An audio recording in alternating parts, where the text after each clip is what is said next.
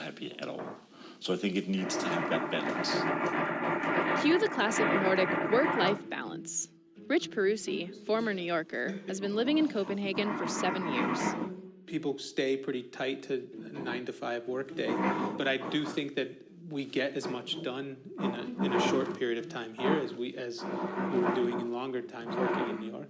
One of the comments we actually heard when we first came here was a Dane saying that when you see someone working late, are they doing it because they're planning their work day? Is there something wrong with them versus are they just trying to get ahead and working? There is a sense that yes, work's important and you need to get your work done to have quality, but you also need to make sure it's balanced appropriately. Sara Alhupuro is a diplomat and an artist who has shaped her work schedule to make time for her passion.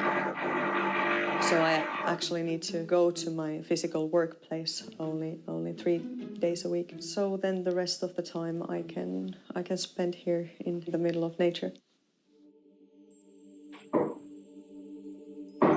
When I walk in the forest, I walk there very quietly, paying attention to all the small details and all the colors very slowly, and I try to spot all the small details.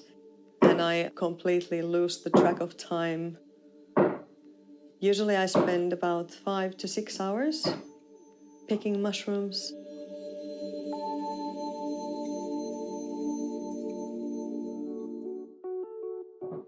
People don't make as much money in the Nordic countries as they do in the US. So it's not really about how much you make. You don't have to make as much to get the same quality of life as you would in the United States. So if we look at the dimension called life satisfaction, we can see that money does matter for well-being and happiness. But, I mean, on average, richer countries are happier. On average, richer people are happier. But the mechanism here is being without money is a cause of unhappiness. Not everyone likes to talk about money either. In Finland, it's been this kind of rule that you don't talk about money that much. At least, like, my parents basically wouldn't tell me how much they made, for example, if I would ask as a kid. It would be considered bragging if you would tell about how much you make, etc. People are happier when they are generous and when they feel that the society that they're in is a generous society. And then we find people want to live in places with decent government. If government is corrupt, if leaders are bizarre or autocratic or corrupt, the society is unhappy. In 2019, Finland elected the world's youngest serving prime minister, 34-year-old Sanna Marin. Danes are among the happiest people in the world, but they're not necessarily the friendliest. Lars A.P., author of Effing Flink and founder of the movement of the same name, wants to change that. So Effing Flink is a national movement. Our prime goal is to take Danes that are among the happiest people in the world, but also being the friendliest people in the world. Why are we doing this? Well, because friendliness and positive human interaction means so much to us. Science shows us that. And so we're trying to do that in all sectors and all realms that we can think of. Finland and Denmark both have populations of less than 6 million people. The US has over 330 million people. The Nordic countries are pretty homogeneous, too. Do population size and diversity affect happiness? A lot of countries with relatively homogeneous populations, similarities among people ethnically or in terms of religion and so on, are not very happy, so it's no guarantee. And on the other hand, it's possible to have a lot of diversity and more happiness. Our northern neighbor in the United States, Canada, ranks higher. Yeah, I think that Finland is probably one of the most homogeneous countries in Europe. Still, we have recently had quite a lot of immigration, but I would say that still it is fairly homogeneous. I think it's funny because I kind of always, I guess, assumed that Danish society was kind of diverse, but then we went to see Dave Chappelle's show here in Copenhagen, and both him and the guy who he had with him as support kind of opened their show saying Denmark is so white. And I never really thought about that before, but then ever since that show, I just think about it all the time. We've been having immigration for hundreds of years from all over Europe. I mean, in the 70s, we had a lot of people from Turkey coming up, from Vietnam. We had people from Yugoslavia in the 90s. And Denmark has remained happy throughout that period.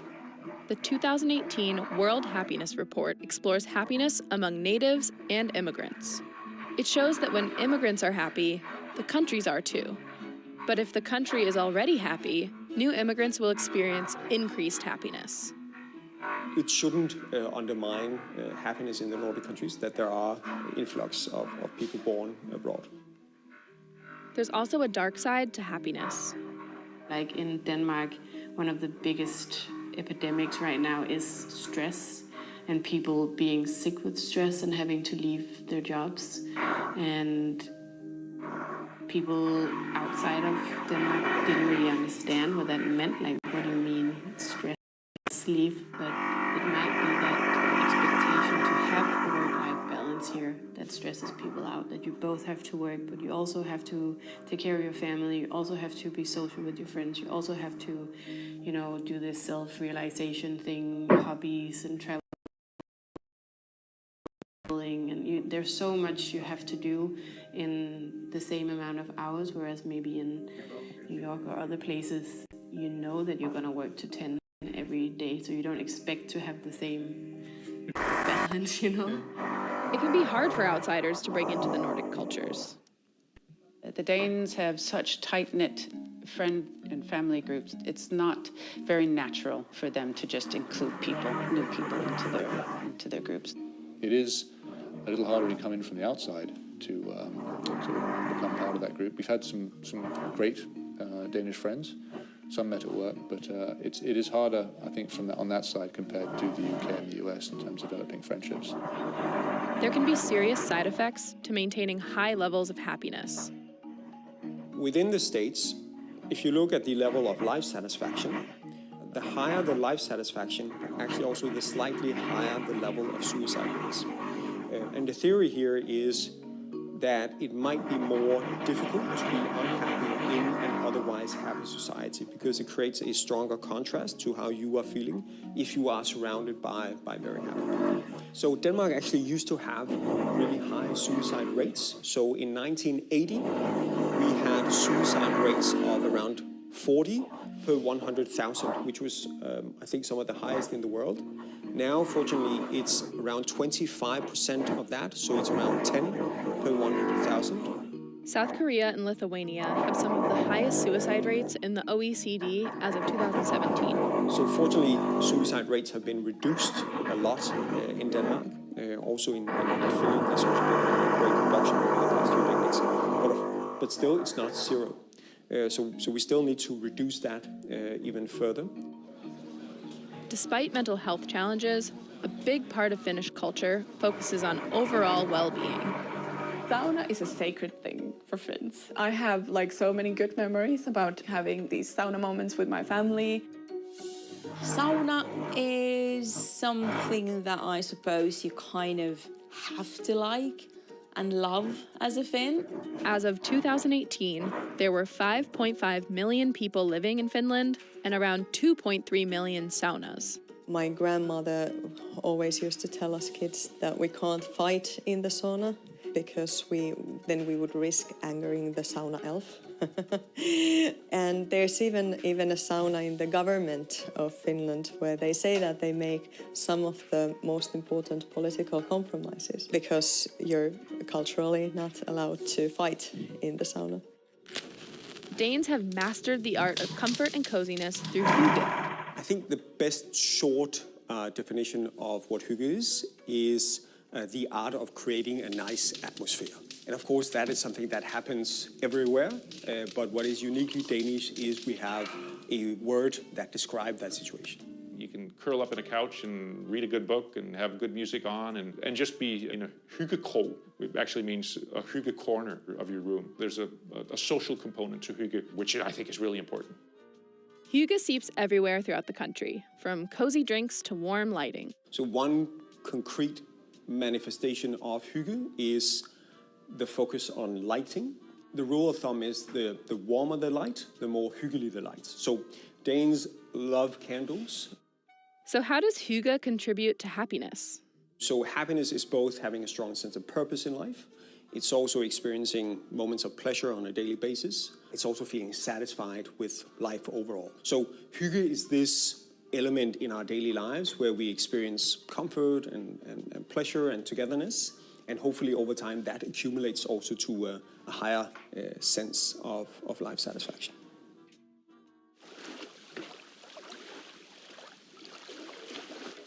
Another way Denmark and Finland support their citizens? Paid annual vacation. So in all Nordic countries, everybody has a right to paid annual vacation. It varies a little by country, but in Finland, for example, it's typically after you work 1 year for the same employer, it's 4 weeks in the summer and 1 week in the winter, and everybody gets this.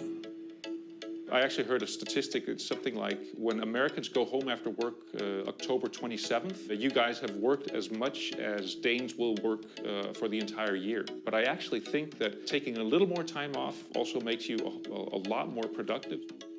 In Finland, it's traditional to spend the summer in a summer cottage, or mökki. We did have a summer house when I was little. It was something that my grandfather built himself during the 60s, I think. And we used to go there like all the time when I was small. A week doesn't go past during the summer when I'm not thinking like, oh, I wish we still had it. Traditionally, the mökkis wouldn't have necessarily electricity or running water. And usually most mökkis come with a lake or the Baltic Sea. You can go to your sauna and have a dip in the water. So in a Nordic country, the vacation time also serves families that if the parents stagger their vacations a bit, they can handle much easier the summer vacations for their children. And of course, then the family can spend time together. Maybe Finnish happiness is more like inside, you know, it's like inner peace or something like that, that it's not so open.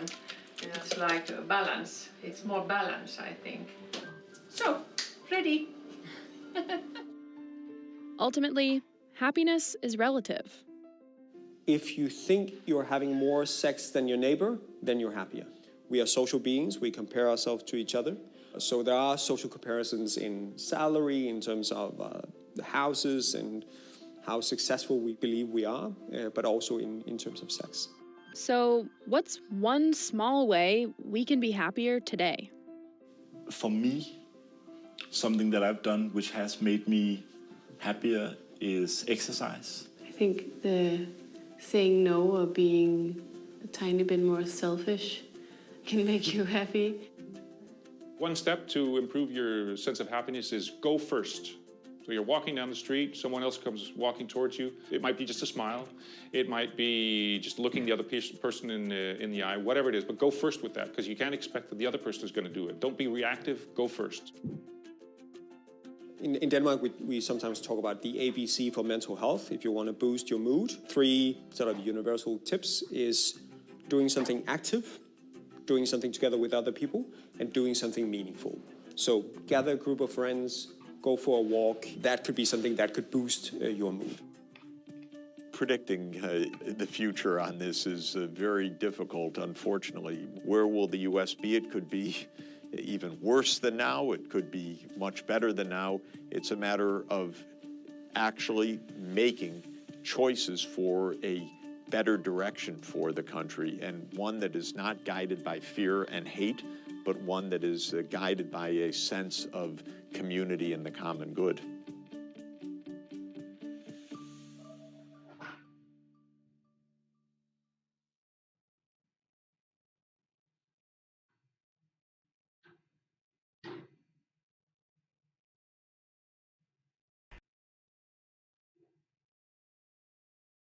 Wayfair has everything I need to make my home totally me.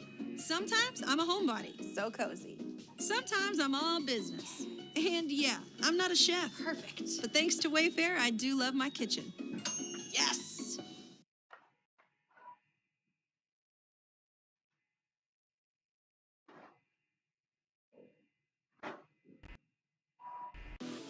Melalui Cipo, kamu bisa belanja barang impor dari China ke Indonesia dengan mudah.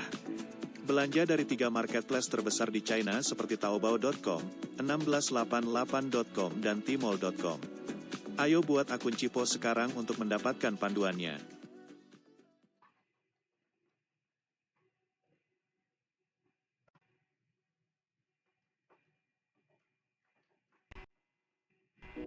This video is brought to you by CuriosityStream and Nebula, my online streaming platform.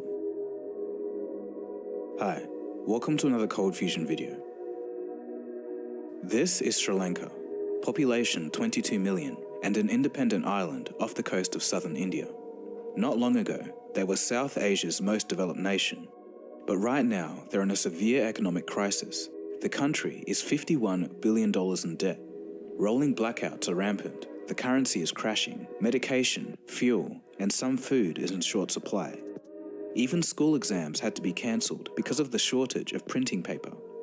An economic crisis in Sri Lanka, which is becoming increasingly dramatic, with residents' life savings virtually disappearing into thin air.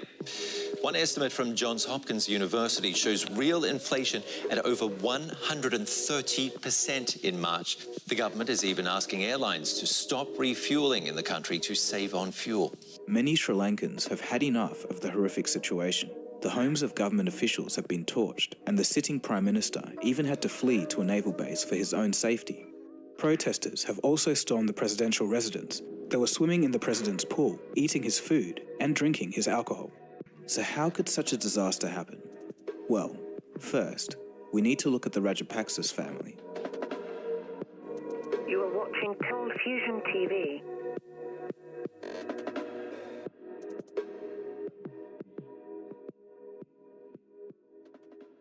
The Rajapaksas has been a powerful family in the country for a while. Their wealth came from rice and coconut farming, and their power from their activities in politics. In Sri Lankan politics, you have to be somebody to be elected. As Razeen Sally, a professor at the National University of Singapore, told the Washington Post, quote, "You cannot win in politics if you're not from an established family." The second of 9 children, Mahinda Rajapaksa, became president in 2005, and for 10 years, the country became a family business. As the family's influence grew, soon, other brothers, sons, nephews, cousins, daughter-in-laws, and other relatives joined the government, occupying top positions in various administrations. Sri Lanka was now a family affair. Mahinda named his brother Gotabaya as defense secretary, while Basil and their oldest brother, Jamal, were placed in charge of irrigation and economic development. Sri Lanka enjoyed years of growth, fueled by a mountain of foreign debt, but for much of their rule, things were going well. Despite some critics, many Sri Lankans were fans of the ruling family, not only for bringing up the country in social standing, but also for bringing peace to the nation. From 1983 to 2009, there was a horrific civil war in the country. A rebel group called the Tamil Tigers would fight against the government, citing discrimination. After a 26-year military campaign, the Sri Lankan Armed Forces militarily defeated the Tamil Tigers in May of 2009, and this brought the civil war to an end. At this time, the President and the Defense Ministry were brothers. After the defeat of the rebels, the pair were hailed as heroes. Mahinda enjoyed the adulation of voters, who approved of his bloody, yet decisive victory in a 26-year civil war against the Tamil rebels. But it wasn't a squeaky clean image for the brothers. Allegations of corruption, including questionable deals with us from Ukraine. But these scandals didn't stop the family from spending big. He promised huge infrastructure projects, including a Chinese-built airport, which sits largely empty. He tried to jumpstart growth by borrowing heavily and attracting foreign capital by propping up the Sri Lankan rupee. In the short term, the strategy worked. The economy boomed, causing a per capita gross domestic product to more than double from 2006 to 2014. This vaulted Sri Lanka past Ukraine, the Philippines, and Indonesia. It lifted 1.6 million people out of poverty and gave rise to a large middle class.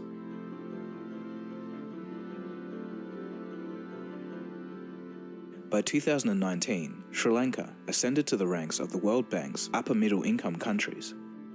Though all of that growth came at a cost, Sri Lanka's external debt tripled from 2006 to 2012, pushing total public debt to 119% of GDP. In 2015, these policies were suspended, but the debt continued to accumulate. With each passing year, the family government made even more mistakes. Each mistake led to ever greater risk.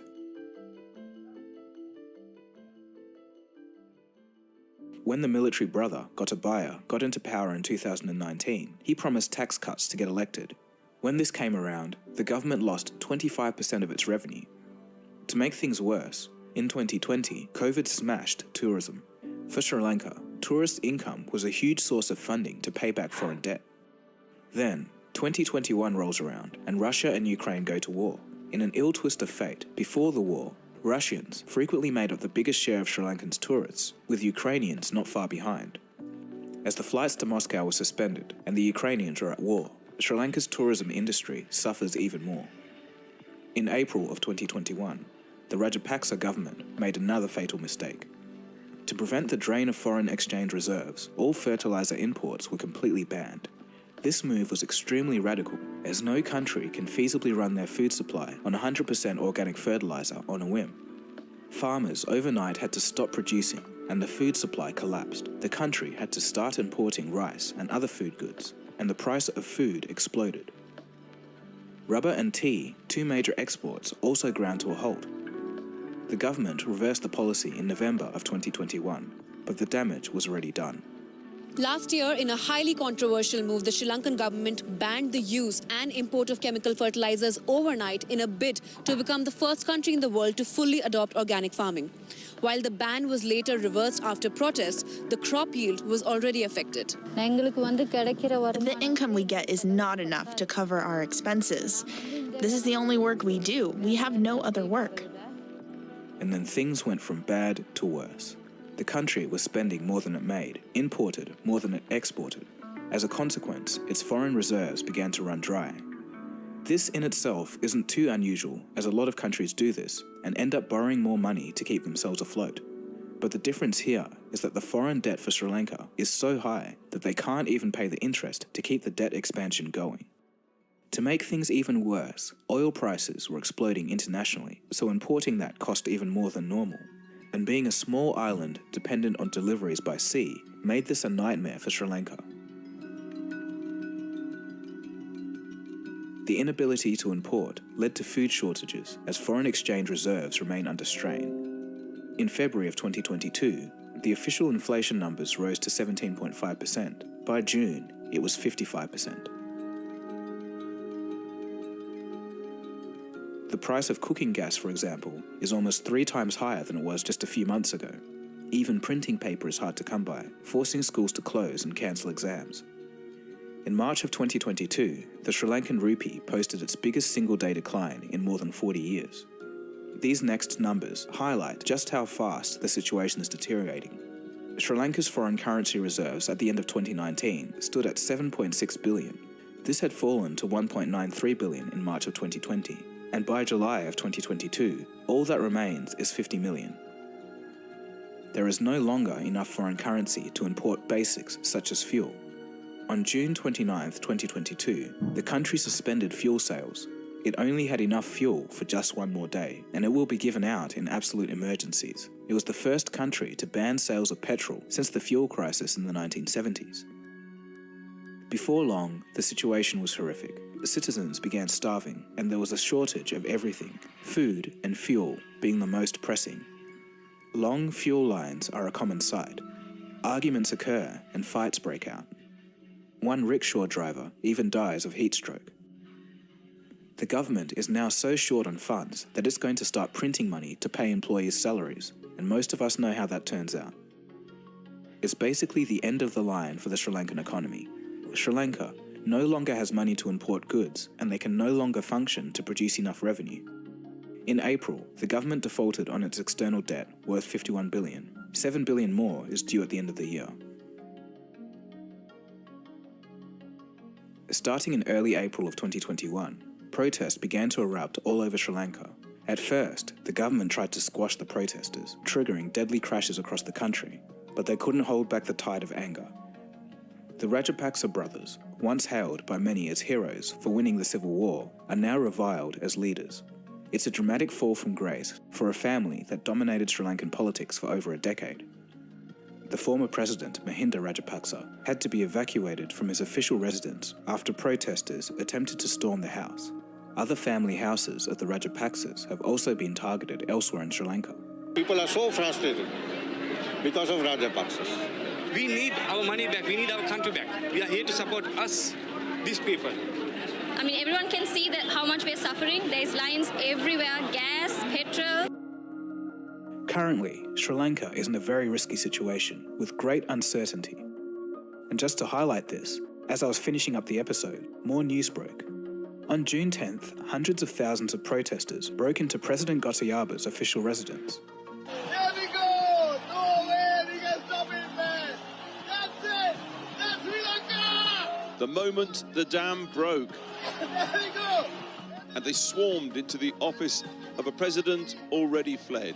Bloody hell! At 10 a.m. local time, he fled. Gotabaya's motorcade was seen speeding down the highway out of the city. His secretary and other officials didn't know his whereabouts, but he was later stopped at the airport trying to flee the country to Dubai. After he left, protesters wearing helmets and waving Sri Lankan flags broke into the president's residence, some cooking food in the kitchen, while others are seen swimming in the pool. There was even a piano sing-along in one of the rooms to lift morale. And for the first time, several Sri Lankan military personnel joined the protesters, marking a turning point in the government's control of the situation. The protests and storming of the government residence also shows what happens when governments lose control of an economy. All other world governments should be watching this closely. Overall, it's a tragic situation, a potent combination of government mismanagement and external economic and geopolitical factors. Moreover, without a stable government, it's going to be very difficult to negotiate loans or restructure the country's debts. So it looks like the end of the Rajapaksa family dynasty and the long years of complete control it exercised over this island nation. So how can this be fixed? Well, basically, the only option is to get loans. Sri Lanka is seeking emergency loans of $3 billion to pay for essential imports such as fuel. The World Bank has agreed to lend $600 million, and the government is also asking for $4 billion from the International Monetary Fund. The IMF said that the government must raise interest rates and taxes as a condition for the loan, which would make the country's cost of living crisis even worse. They're also seeking help from China, India, Qatar, Australia, Japan, the US, and more. Sri Lanka and India have signed a $1 billion credit line for importing essentials, including food and medicine. Sri Lanka owes $6.5 billion to China, and the two are in talks on how to restructure the debt. China agreed to bolster Sri Lankan's foreign currency reserves by swapping the Sri Lankan rupee for its currency, the renminbi. Though since then, China has signalled displeasure over Sri Lanka also approaching the IMF for help. The Rajapaksas are now not only concerned for their political future, but also for their safety and security when a new government takes over. We can only hope that things turn around for the nation and they can get the resources they need to rebuild their economy. No citizen of any nation deserves what has happened to the people of Sri Lanka. So I've been sitting on this script for a couple of months, just waiting and seeing if things would improve, but they really haven't. So I think it's ultimately important that people know what's going on here. So stay safe out there if you're from Sri Lanka.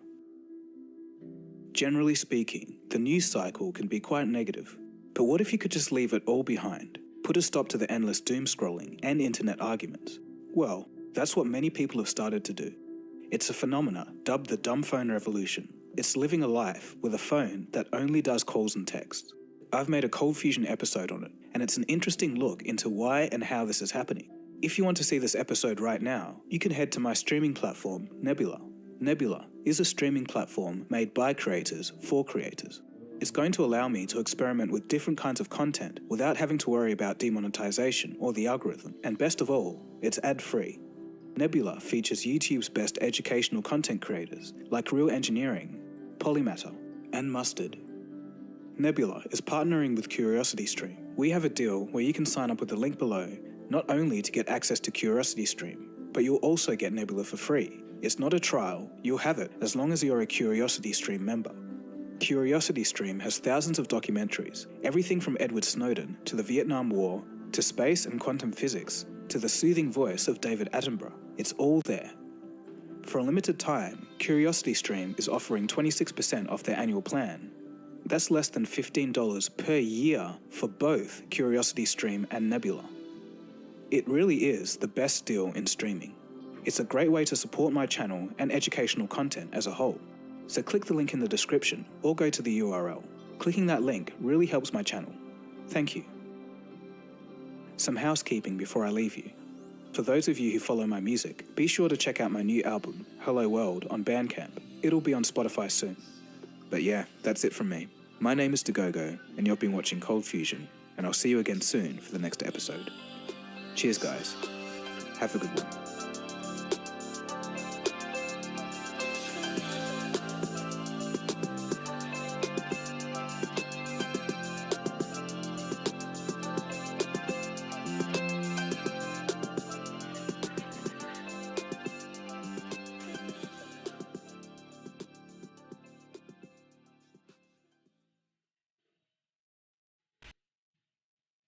Berkumur setelah sikat gigi buat mulut jauh lebih sehat dan harimu lebih menyenangkan. Kumur Listerine Fresh Citrus. Dengan sensasi dingin menyegarkan, kurangi 99,9% kuman dan pembentukan karang gigi. Buat harimu lebih menyenangkan. Listerine.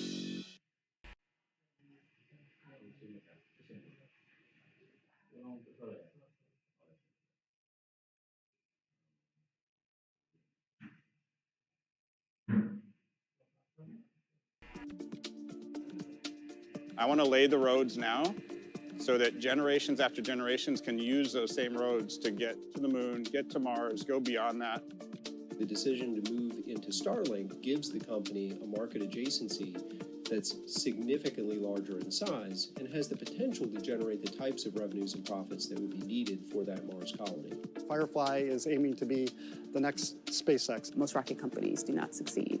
Starship is capable of getting 1 million tons to the surface of Mars and creating a self-sustaining city.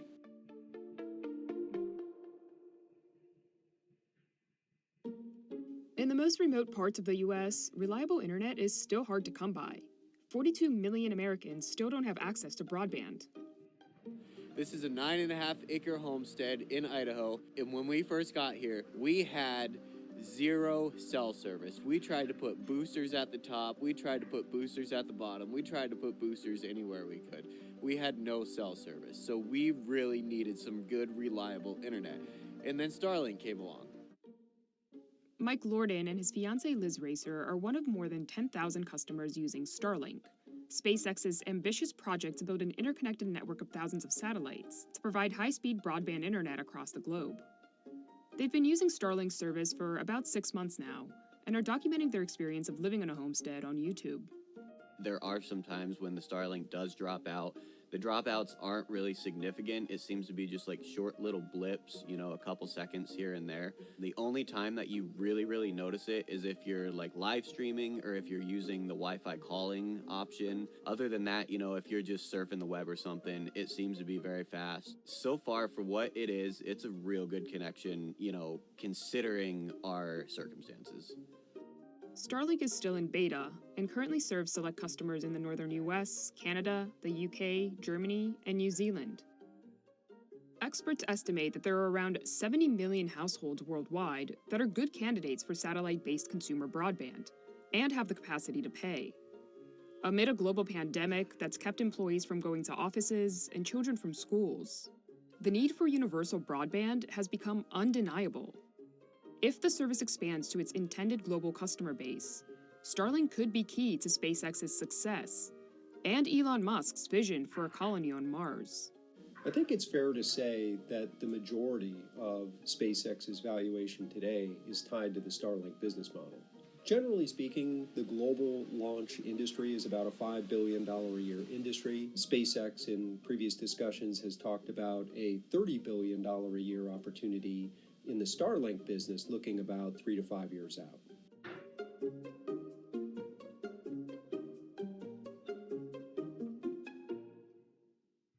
The basis of Starlink's internet service involves 3 components: a satellite dish, ground stations, and the satellites themselves. The service is meant for customers like Lorden and Racer, who live in a sparsely populated area that's not being served by traditional internet companies.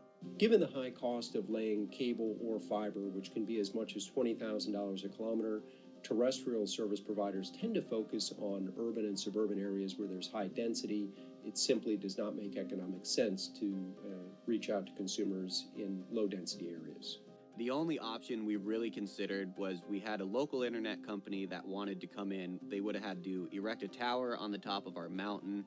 They maybe could have given us 5 megs a second, and it would have been about the same monthly price as the Starlink service. We have other friends that are in similar situations as us, and they have, those other satellite internet providers, and a lot of them are data capped. Most of the rates are real high.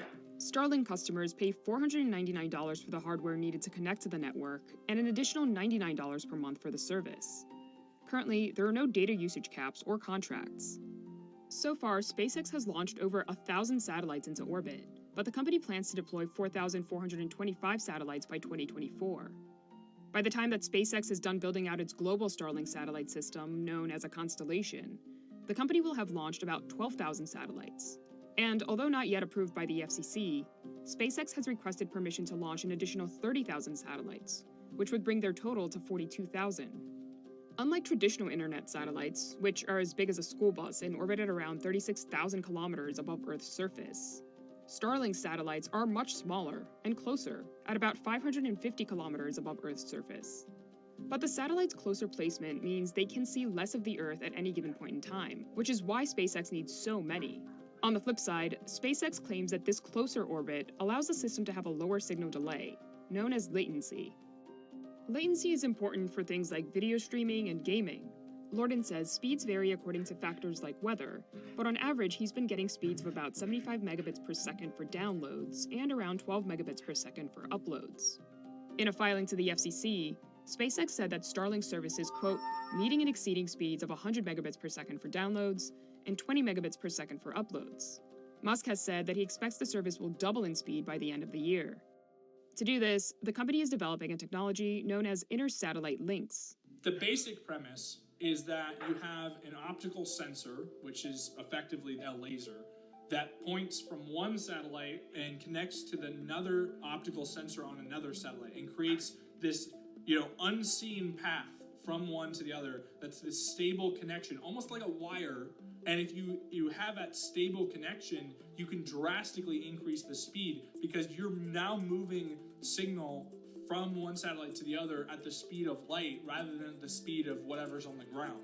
Another benefit is reducing the amount of infrastructure needed. Given Starlink's current architecture, we estimate that they will need more than 100 ground stations in the U.S.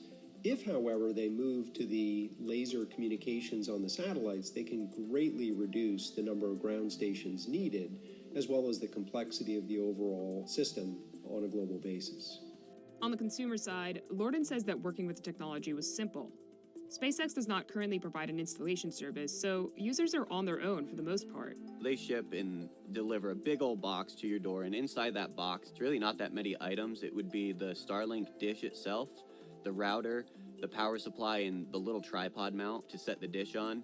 And it's super straightforward. Starlink actually has an app that you can download on the phone, and it walks you through everything. Literally just plug this thing into the wall and put the dish where the app tells you to put the dish. Starlink's dish comes equipped with a built-in heating element, which keeps it free of snow and ice. It's also motorized, allowing the dish to automatically orient itself to stay aligned with the satellites overhead. But making its equipment user-friendly has not come cheap for SpaceX. The biggest challenge that SpaceX is facing with Starlink is also one of the big unknowns about the actual equipment cost itself. People aren't sure exactly how much either SpaceX is paying for or paying to build its antennas. There's been a lot of speculation that it's $1,000 a unit, $2,000 a unit. If they're, selling these kits for $499 a kit and it costs them $2,000 to make, they're running huge losses to begin with, and they have to get a lot of people on board to make up for that in the long term by charging for service. SpaceX has been tremendously successful in their launch business, dominating the industry in just 10 years. However, the launch industry, global launch industry, is not a large enough market to subsidize Elon Musk's dream of building a colony on Mars. The key to Musk's vision for colonizing Mars is Starship. The massive rocket is meant to be fully reusable. and capable of launching up to 110 tons of cargo at once. Though SpaceX has not revealed how much it's spent on the Starship program, in the past, Musk has estimated that it would cost the company about $5 billion to complete. That's where Starlink comes in. The decision to move into Starlink gives the company a market adjacency that's significantly larger in size and has the potential to generate the types of revenues and profits that would be needed for that Mars colony. Earlier this year, a SpaceX job posting revealed that the company is planning to build a factory in Austin, Texas to manufacture its Starlink kits. But although Starlink is initially targeting the consumer market, experts say there's a lot of room for the service to expand. The intended markets for Starlink measure in the tens of billions of dollars, ranging from consumers to enterprises and mobility applications, including vessels at sea and aircraft in flight. Starlink's initial focus on consumers is a byproduct of the way that the satellites are launched and the coverage that they provide. Currently, Starlink is not able to provide an enterprise-grade service, so the company is leading with consumers that are a little bit more tolerant. In the past, Starlink's been used by emergency responders in Washington, where the satellites are manufactured to set up an internet connection in areas devastated by wildfires. The U.S. Air Force and the Army are also both testing Starlink. There is a huge hunger for investment in satellite internet. The sector could be worth $412 billion by 2040. And it's not just VCs that are investing. Satellite internet is ripe for government subsidies. In Canada, the government of Quebec has invested millions in Telesat. In China, satellite maker ComSat received a massive government investment as part of the country's new infrastructure drive. The US, too, is betting big. Last year, the FCC awarded Starlink nearly $1 billion in subsidies to bring internet to rural areas. And in late March, President Biden said that his administration would spend $100 billion to expand broadband access to Americans as part of its $2 trillion infrastructure plan. SpaceX is also in talks with the UK, where Starlink could earn funding as part of the country's $6.9 billion internet infrastructure program. But one place where Starlink may not be welcome is in Russia, where the government is reportedly considering enacting fines for individuals who sign up for the service. Russia is working on its own satellite internet constellation, which it hopes to begin launching in 2024. Starlink's potential is huge, provided that the project can overcome some major hurdles. Satellite broadband as a whole is a industry and a sector that is just littered with warning signs and the corpses of former companies that have tried to go out and do what Starlink is doing already. It's a little discussed secret that all of the successful satellite operators today were subsidized either through government subsidies or through the bankruptcy court in the case of companies like Iridium and Orbcomm that went bankrupt in the 1990s only to recover and come back for a second act. One of the challenges of building out a new satellite network is all of the capital expenditure needs to go up front before the very first customer can be signed up.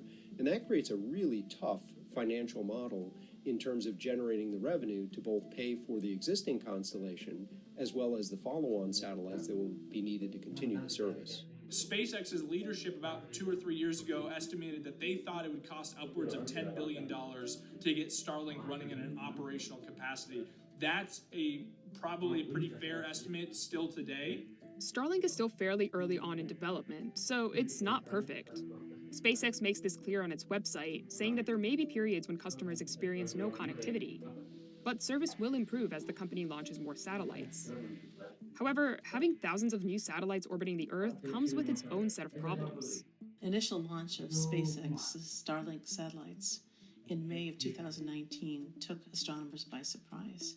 They didn't realize how bright the satellites would be, especially as they're raising up to final orbit, and how many there would be. So if you looked up, you would see this long line of what looked like slow-moving shooting stars, all in a perfect line going across the sky. So people called them Starlink trains. Now, that brought up a pretty significant issue, which is that because they were so bright, they were so clustered together, and there was increasingly more and more of them covering different parts of the sky, astronomers started seeing them pop up and really ruining different imagery and causing all sorts of distortion and effects and things like that.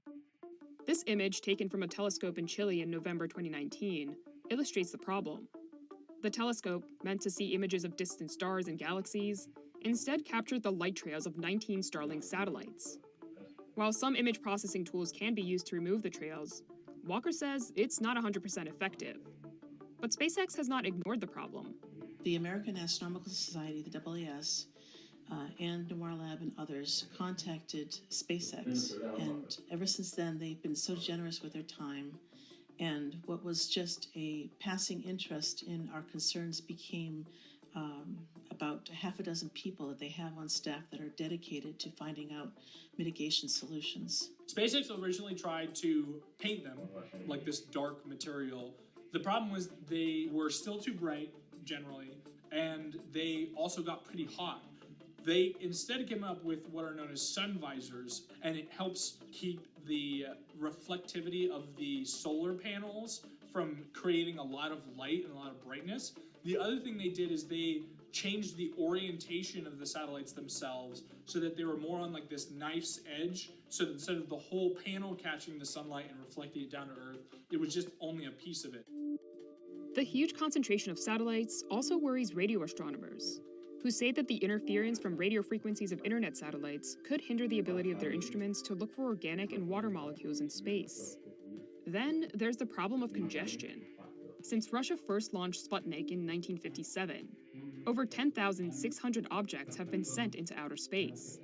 If SpaceX were to launch all the satellites that it's requested, the company would, by itself, be responsible for almost a fourfold increase in the number of spacecraft launched by all of humanity.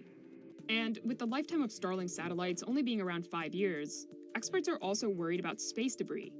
An idea known as the Kessler syndrome summarizes just how detrimental having free-floating junk in space can be. The Kessler syndrome can be described as two satellites that collide and they create more debris that will collide with other satellites, and this creates orbits that are just unusable. For its part, SpaceX has said that it plans to deorbit satellites that are nearing the end of their life by pushing them back into Earth's atmosphere, where they burn up during re-entry. All of SpaceX's satellites have propulsion systems on board, which theoretically are more than sufficient to deorbit a satellite in a very reasonable period of time. However, if the satellite communication is lost, which has happened in certain cases, you lose the ability to tell the satellite to deorbit itself. In other cases, the propulsion system itself may have failed. And when you're launching over 4,000 satellites, all it takes is a very small failure rate to create a lot of space debris. Jonathan McDowell, an astronomer at the Harvard-Smithsonian Center for Astrophysics, has been tracking Starlink's failure rates and says they've improved. For now, dealing with space debris is still largely left up to individual companies. There is no enforceable law that can cause a company to deorbit a satellite that has failed. Generally speaking, the FCC, along with other governmental agencies, have rules out, guidelines to deorbit satellites within 25 years, but there's no enforcement mechanism that could cause a company to spend money to actively deorbit a satellite, at least today. But experts like Walker are pushing for more national and international oversight of satellite makers. The United Nations Office for Outer Space Affairs is already looking at ways to mitigate the effects of light and radio pollution coming from satellites. In the US, the Biden administration recently announced that it would continue the National Space Council, which will assist the president in setting national space policies. Plans to spin off Starlink into a separate company have been swirling since last year, and earlier this year, Musk confirmed the idea. Elon Musk again making headlines this morning, this time with SpaceX, saying its broadband satellite business will go public eventually. Musk tweeting, quote, "Once we can predict cash flow reasonably well, Starlink will IPO," but warning that the business will need to pass through a, quote, "deep chasm of negative cash flow over the next year or so to actually make that financially viable." Spinning off the part of SpaceX that has the most earning potential may seem counterintuitive, but experts say there could be some benefits. Right now, Starlink is a huge cash use for the SpaceX business. And if it were spun out independently and charging back, paying SpaceX for those launches, it would obviously boost the revenues of the remaining SpaceX business. If SpaceX is still the majority owner of Starlink after it spins off, then the company can still see that revenue stream, still see the benefits of that service, but it's then de-risking the overall space company, if you will, by having it operate as a separate business, so that if Starlink does fail or does go bankrupt or something bad happens to Starlink, then it's not damaging the core SpaceX business as much as it would as if it was still in the entire private fold of the company. SpaceX is currently the leader in low Earth orbit satellite internet, but competition is heating up. Amazon has said that it will invest over $10 billion in its satellite internet network known as Project Kuiper. UK satellite maker OneWeb recently launched another 36 satellites into orbit, bringing its total number to 146. The company says it expects to begin limited service by the end of the year, though unlike SpaceX, its service is geared towards enterprise customers. Finally, Canadian satellite company Telesat has said that it will begin commercial services for its satellite internet in the second half of 2023. If Starlink is successful, it may ultimately do more than just fund Musk's vision for a colony on Mars. SpaceX put in these Starlink terms and agreements that there's a bylaws in regards to how their service will be treated for people on Mars. And so SpaceX is already looking down that path and seeing, okay, well, we can have Starlink satellites around Earth in orbit, but then we can also put them in orbit around Mars and then just connect the two and have, this expansive, not just a global satellite system, but a multi-planetary satellite system. But for now, Earthlings are glad that Starlink exists, even if it's not yet perfect. When they first reached out to us, they did label their beta test as the better than nothing beta test, and for people like me, it's 100% better than nothing.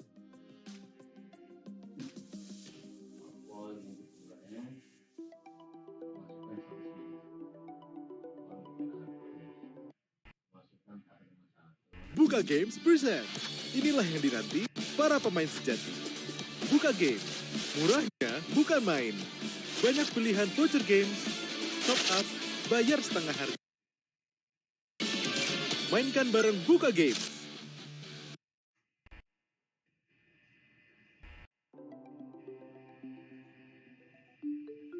SpaceX CEO Elon Musk thinks that the holy grail to making life multiplanetary lies in humanity's ability to make a completely reusable rocket system that can carry a massive amount of equipment, supplies, and people deep into space.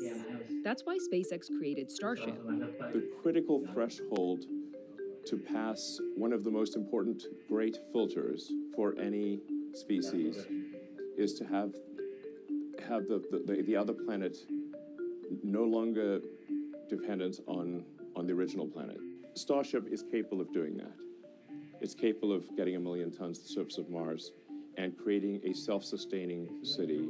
And I think we should try to do that as soon as we can. Starship is SpaceX's largest reusable rocket.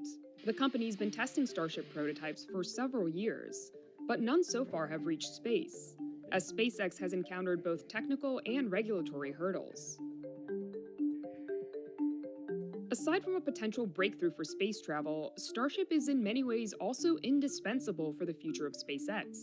Many analysts and experts have said if SpaceX, succeeds with Starship and therefore with Starlink, that could create and generate SpaceX into a company that's not a $100 billion valuation company, but $1 trillion valuation company or more. Private sector funding in space-related companies topped $10 billion in 2021, a tenfold increase over the past decade. Traditionally, most of that funding has concentrated on activities closer to Earth, such as building out satellite communications. But there's evidence that this may be changing. Recently, there's been increased focus on lunar, so the moon and beyond. Think moon, Mars, deeper planetary exploration. Lunar and beyond investment was about $1 billion from private investors in 2021, the highest sum we've seen to date.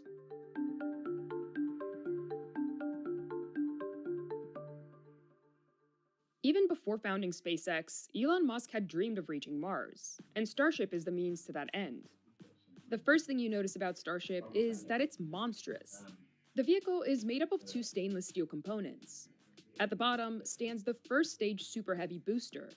Stacked on top is the second stage Starship spacecraft, which will be able to carry more than 100 metric tons of cargo and crew per launch.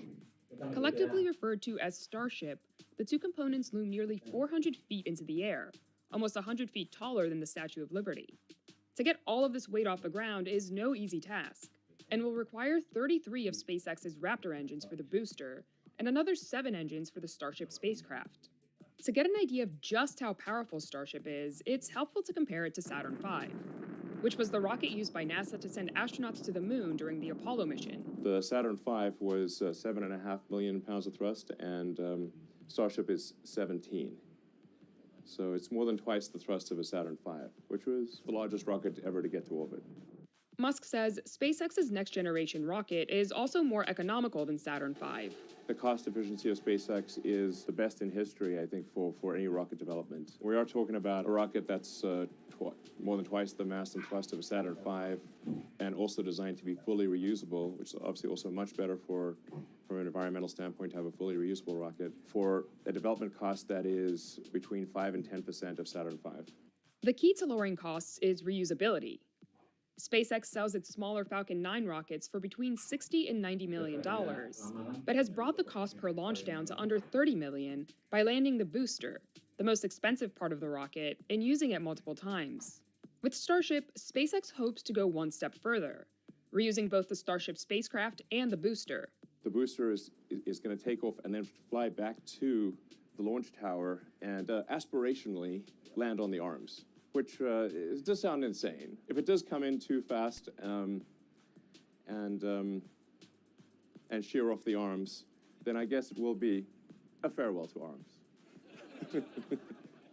The retrieval of the Starship spacecraft seems equally challenging. The idea is for Starship to re-enter Earth's atmosphere on its side, its heat shield-covered belly protecting the vehicle from the intense temperature. Closer to the ground, Starship's Raptor engines will kick in and flip the vehicle vertically for landing. Starship has yet to fly any missions, but the project has already brought in some major funding for SpaceX. SpaceX has new contract revenue streams through a major NASA deal to use Starship for the agency's Artemis program to deliver astronauts to the moon's surface by the middle of this decade. SpaceX was the sole winner of the nearly $3 billion contract, beating out Blue Origin and Dynetics. NASA has begun paying in hundreds of millions of dollars to SpaceX already towards that development contract. The majority of SpaceX's revenue comes from its launch business. The Falcon 9 and Falcon Heavy series of rockets have been generating upwards of $2 to $3 billion of revenue a year for the company. They've been able to generate a lot of returns through rideshare programs, through delivering cargo and astronauts to the International Space Station for NASA and other international partners, and more recently been delving into flying private astronauts. But SpaceX's golden egg will likely be Starlink, a satellite internet business which is expected to eventually surpass SpaceX's rocket business. Elon Musk has previously estimated that the company's Starlink business could generate revenues of upwards of $30 billion a year. Starlink is a global internet satellite network made up of thousands of satellites known as a constellation. SpaceX has so far launched around 2,000 satellites, but the company has said that around 12,000 satellites would be needed before the constellation is fully operational. Eventually, SpaceX hopes to bump that number up to 42,000 satellites. The service has over 145,000 customers, but startup costs for the project are steep, and SpaceX is currently losing money on Starlink. Musk recently expanded Starlink's service to Ukraine at the request of the country's vice prime minister. In early March, Musk tweeted that Starship development may be delayed as SpaceX focuses on aiding Ukraine. Under the current deployment plan for getting the number of Starlink satellites that SpaceX needs in orbit to get the system truly operational and global and providing service as broadly as they desire, it's very, very difficult to see how SpaceX will be able to achieve that in both a cost-efficient and a timely manner without Starship. Falcon 9 currently can carry roughly 50 to 60 Starlink satellites at a time into low Earth orbit. However, SpaceX executives have said before that the goal with Starship and its current design is to launch 400 Starlink satellites at a time into low Earth orbit. With the fates of Starship and Starlink so closely intertwined, the pressure is on for SpaceX to get Starship off the ground. But the company faces some steep challenges. Right now, of any technical problem, I'm spending the most time personally on Raptor 2. In November of 2021, Musk sent out a company-wide email to SpaceX employees, warning them that a Raptor engine production crisis created a risk of bankruptcy for the company. Later, Musk seemed to temper his message on Twitter, saying that while bankruptcy was unlikely, it was not impossible. More recently, Musk said that SpaceX is making good progress with regard to Raptor 2 production. We're close to achieving a Raptor 2 every day production rate, so sort of 7 a week, which is tough for a complex engine.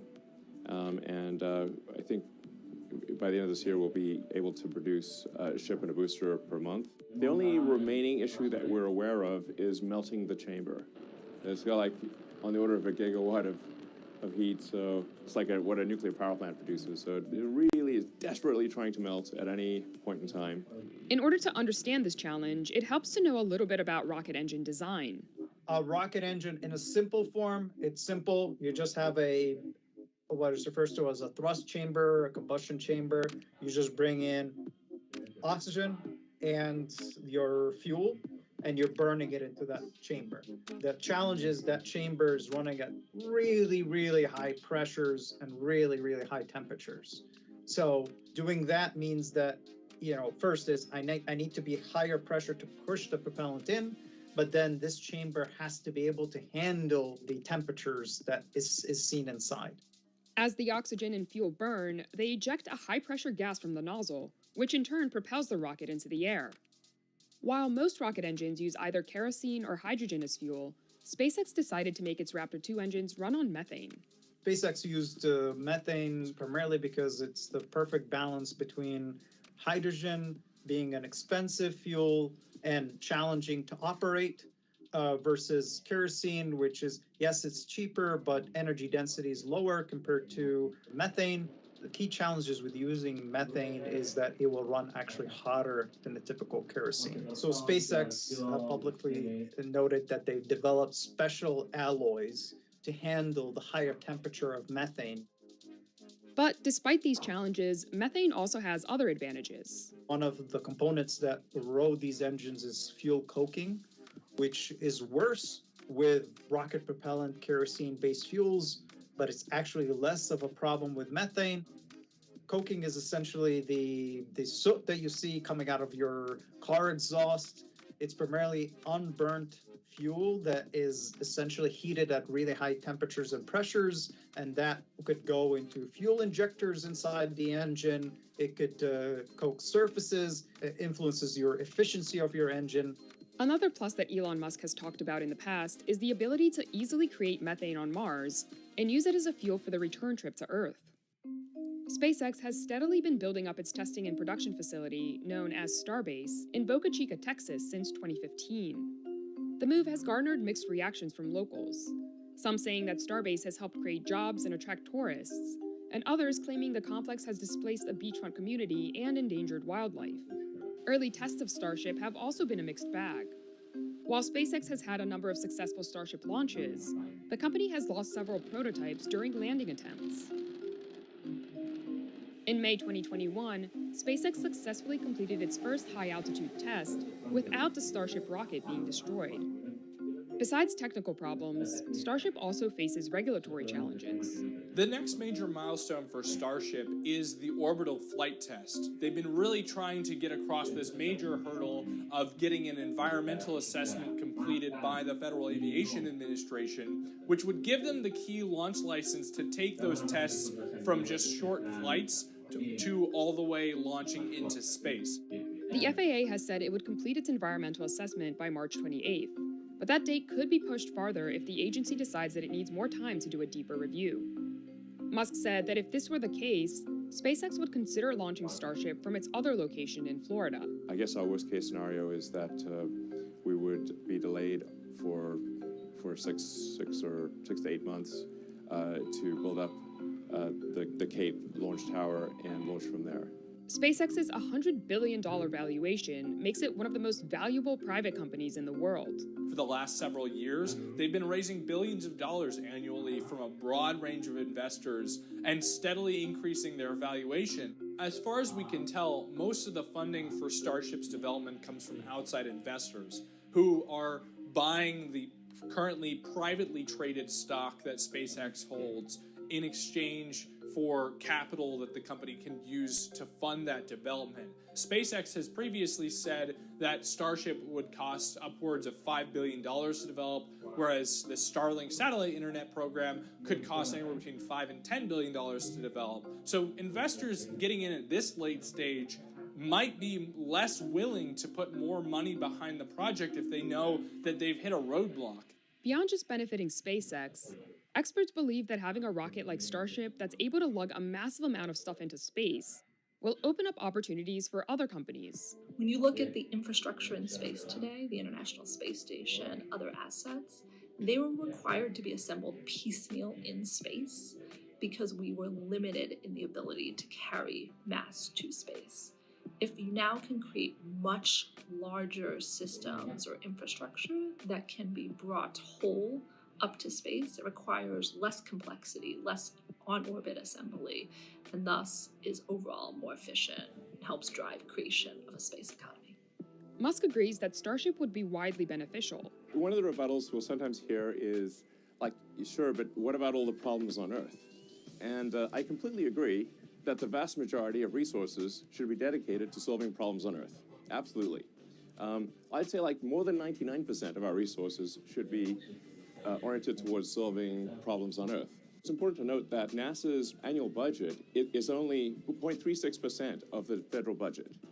And in fact, of the national GDP, it's less than 1/10 of a percentage point. Given this establishing security for life itself and having an exciting future and inspiring kids about the future, I think it's worth it. Let's go out there and find out what this universe is all about. Cepetan belanja di Gemar, nggak pakai lama.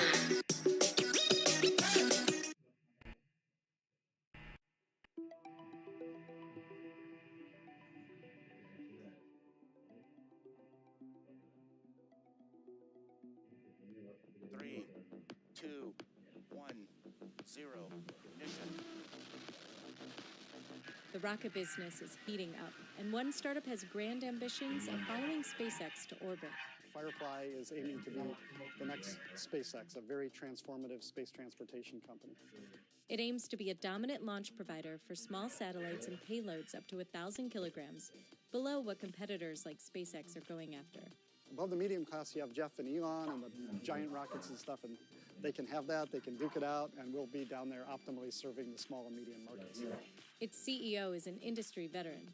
He has past experience first at NASA, then at SpaceX, Jeff Bezos' Blue Origin, more recently after that, Virgin Galactic. But even with past experience, building a rocket company is not for the faint of heart. Most rocket companies do not succeed, right? They just don't. Greater than 90% of the whole vehicle is just rocket fuel. So you're having to push every piece of that rocket right to the edge of braking, but not braking. And they're not cheap. Had about $250 million into this project before we even tried to fly the rocket the first time. Over the last 10 years, there's been $6 billion invested into about 100 small launch vehicles, and that has produced one orbital vehicle. But Tom Markusik and others are chasing a vision where space is more accessible. Henry Ford, he decided to build a car for everyone, the Model T. We're sort of creating the Model T of the 21st century. We have been operating in space for decades, but the market has been really limited. On the one hand, you've got a handful of defense contractors, and on the other hand, you have the government. Until SpaceX came in. SpaceX has ignited a frenzy in aerospace, spawning numerous startups hoping to build the next great space company. One of the main reasons I left SpaceX is I realized there needed to be more SpaceXs in the world. We have seen 1,600 space companies raise $230 billion over the last 10 years. Over $10.3 billion in private capital has been put into space companies in 2021, exceeding the previous record last year of $9.8 billion. SpaceX recently surpassed an estimated $100 billion valuation.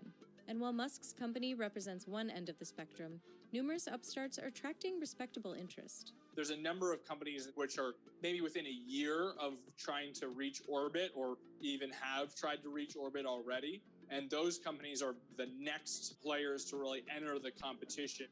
While the rewards are great, the risks are high. Firefly already suffered through a bankruptcy and is still trying to reach orbit. Firefly didn't come into existence with a silver spoon in its mouth. It's had to claw and fight for every penny that it has.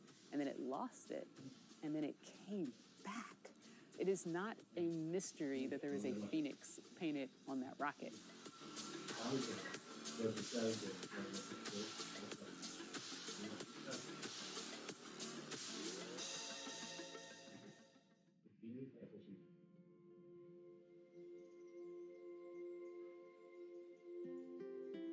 I got one of those Estes model rockets when I was in 5th grade, and that really kind of set me on the course to where I am right now, believe it or not. It was something very different when I went out and I launched that model rocket out in Ohio and saw the smoke and the sound and everything. It just kind of drew me in. After getting his PhD in advanced space propulsion from Princeton, Tom Markusek began his career working for the U.S. government, spending 5 years with both the Air Force and NASA. Right now it takes potentially 6 or 8 months to go to Mars, but the technologies we were working on at NASA could get you there in a matter of weeks. All this cool technology we were developing wasn't ever going to see space until we figured out how to get to space in a more efficient way. And at that time, Elon Musk and some other companies were coming up with this new space idea that we can dramatically lower the cost and increase the frequency of access to space. He then went to work at SpaceX as its first director of test operations in McGregor, Texas. And in the process of building up that facility and testing rocket engines day and night and testing Falcon 1s and ultimately Falcon 9s, I really just became intimately knowledgeable about end-to-end what it took to build launch vehicles. Markusek went on to work at Blue Origin and Virgin Galactic, where he was VP of Propulsion and helped lead the development of rocket engine systems and new launch vehicles like Launcher One. Satellites, which had in the past been these giant monolithic pieces of hardware, were shrinking in size and increasing in capabilities. And I really thought there was a divergence between what the up-and-coming new space companies were doing and what the customers needed for this new class of satellites. Ultimately, decided that if I really wanted to create a transformative space transportation company, needed to step out on my own and start my own company, and that was the genesis of Firefly. In January of 2014, Markusek founded Firefly Space Systems alongside PJ King and Michael Bloom. We started with the notion that we would build the world's simplest launch vehicle, the most economic launch vehicle we could. But funding fell through, forcing the company to declare bankruptcy in 2017. Your burn rates are so fast in this business. Our burn rates here now are on the order of $10 million a month. So that was the case with Firefly Space Systems. We ran out of money, we had to shut down. However, Markusek managed to secure new funding later that year, breathing life back into his space ambitions. That company and its assets was effectively resurrected by an investment firm called Noosphere Ventures, which is funded and primarily led by Ukrainian investor Max Polyakolov. It became Firefly Aerospace. Tom Markusek was reinstated as founder, CEO. Noosphere funded Firefly for about $200 million, and that was our whole seed round that got us to the point of having viable technology to go out and fly. This year, Firefly raised an additional $175 million. Historically, some of the great entrepreneurs, the great industrialists, there was a rough road getting going, and they learned from it, and they kept going. The key is they never quit. This new company has a better business plan, a better technology plan, a better funding plan than the other company, without a doubt. To get to space, Firefly has spent the past few years building its Alpha launch vehicle. Alpha is Firefly's two-stage expendable vehicle. It's the world's largest all-carbon fiber composite rocket, and it has patented, world's simplest rocket engines.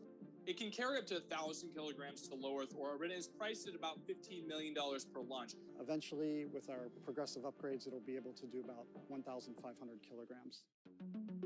We build everything ourselves so that we can control cost and schedule. About a year of design, about 2 years of developmental testing, and about 1 year of qualifying hardware to get to flight. So all in all, about 4 years for us to get to the launch pad. When it comes to rockets, a launch company is typically expected to invest about $100 million before successfully reaching orbit. We have to build systems that have super high propulsion, super light structures. Everything has to be very, very efficient. And it's hard to test it on the Earth because Earth is not like space. While you're trying to build the hardware, you're also trying to build a team. And roughly in the last 4 years, we've been doubling the size of the team every year to the point that we're up to about 500 people now. Several at Firefly have come from other space companies such as SpaceX, Blue Origin, and NASA. You have to have really smart engineers. Structures engineers, mechanical engineers, it's materials engineers, it's electrical engineers that do the avionics, it's software engineers and developers, it's reliability analysts, it's trajectory engineers. It's just so many different disciplines that all come together. After you spend all that money and all that time, and you have all those people working for a company, you don't really know if the thing's going to work until you go out and test it.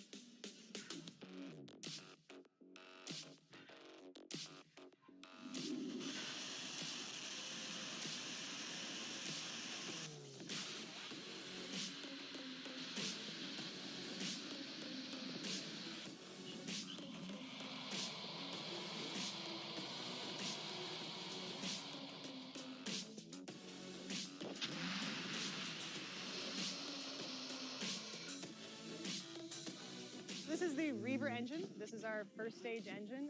This engine is essentially what will be installed on the vehicle. Every engine that we will fly goes through what's called an acceptance testing protocol. And what ATP is seeking to do is both tune the engine, so make sure we have the right amount of propellants in the right combinations, as well as ensure the workmanship and quality of that engine itself.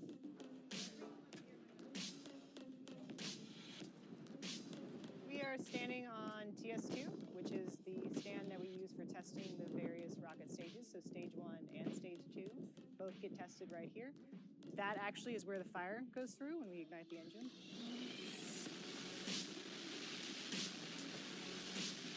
Everything we do here is meant to simulate the launch conditions so that when we get there, it's game day.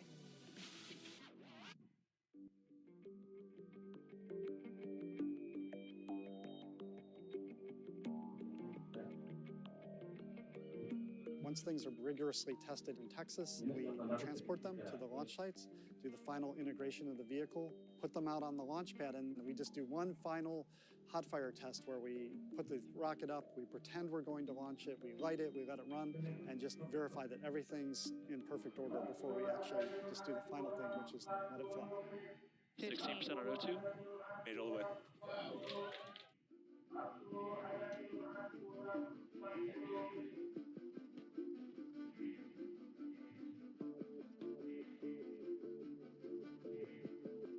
We've been working on this for years and years.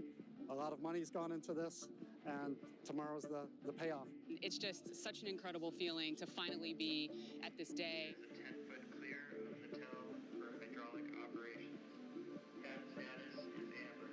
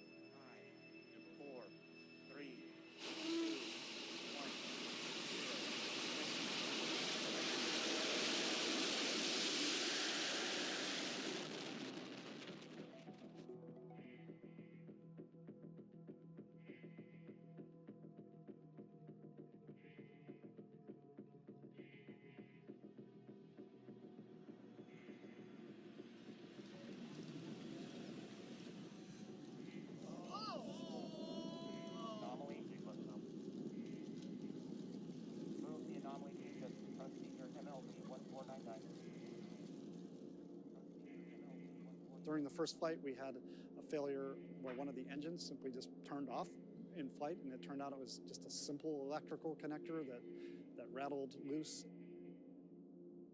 To go to all that effort and to have it fail feels like a lot of other things that happened in this company.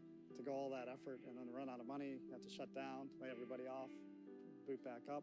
It's one of those things that's deeply troubling, but in the back of your mind, you have the conviction that ultimately you'll be successful. A lot of companies over the year have attempted the same thing and failed to do so on their first tries, but have been ultimately successful. This is a business that is quite unforgiving. And even though we had an engine out, we got a lot of flight time, so we got a lot of aerodynamics data, we got a lot of control data, we got a lot of data about how the rocket moves, even up through supersonic speed, so that data is gold. The company isn't skipping a beat, aiming to conduct its next flight in early 2022. The plan is to have the vehicle behind us fully ready to go by the end of the year and launch as soon as we can in the beginning of the new year. Now it's about refinement. In every flight, you make it easier and easier and easier. We have people looking as far out as like Flight 6 and Flight 7.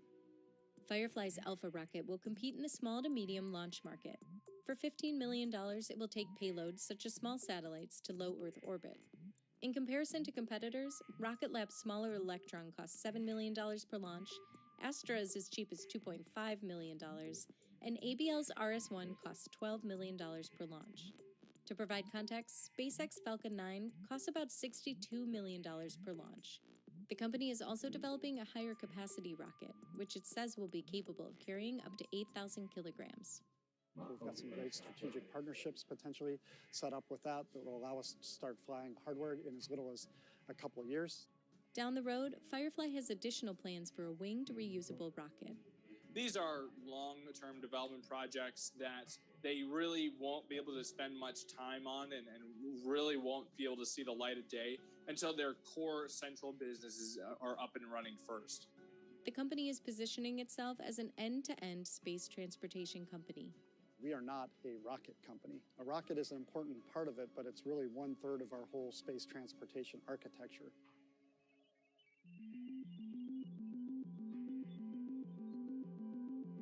The Blue Ghost is our lunar lander solution that fulfills the NASA Commercial Lunar Payload Services mission. We won our first proposal. It's originally at $93 million. It's taking 10 payloads, just under 100 kilograms worth of NASA experiments. NASA's Artemis program aims to return humans to the moon. Leading up to those missions, projects like Blue Ghost will deliver scientific research to the surface. Blue Origin, SpaceX, and some others are working on the human lander solution part of the problem. And there are these precursor missions, smaller science missions to understand that environment better. This program, though, is really representative of NASA's push to becoming more of a customer rather than being a manufacturer itself. Firefly is not the only one that's won a contract. They've been awarding them steadily in about the $70 to $100 million range. We have a couple payloads that are studying the lunar regolith, the lunar soil. We have a couple payloads that are performing science experiments on the way to the moon and then once on the lunar surface. Some that are studying the magnetic field of the moon, some that are studying the magnetic field of the Earth. We've got a couple batteries in there. On this side, we have one of our payloads here, different electronics control boxes that distribute communications and power. We have this retroreflector. I think a lot of the retroreflectors that are on the moon right now are still from the Apollo era to start getting accurate distances to the lunar surface. This is one of the payloads that I think is the coolest. It's called LMS. They have these little probes that are going to shoot out and land on the lunar surface, and they have a big mast that's going to go up and measure the magnetic field of the lunar surface. And I think that just sounds so cool. Every kilogram is worth about $1 million, so weight savings is crucial. So we've done this stuff called generative design, where you use a computer algorithm to optimize the structure to survive the loads it needs to survive and nothing else. The company is planning to launch in 2023 using SpaceX Falcon 9 rocket.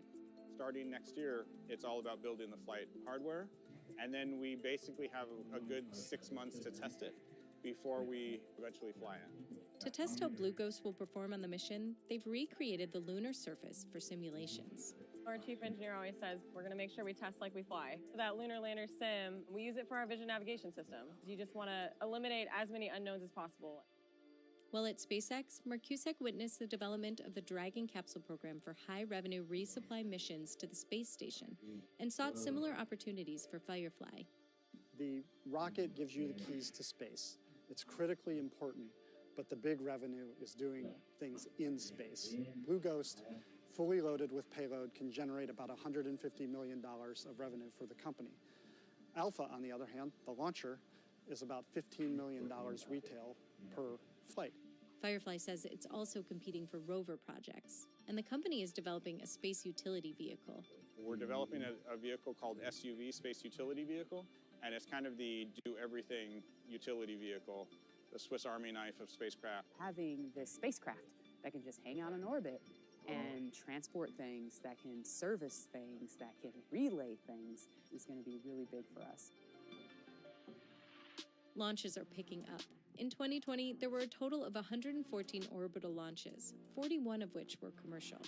Today, we are in something of an entrepreneurial space age, and we're moving into an era that's going to be basically the SpaceX age, when Starship comes online. We're talking about going from $100,000 per kilogram in the shuttle era to $1,000-ish a kilogram with Falcon Heavy to $10 a kilogram with Starship.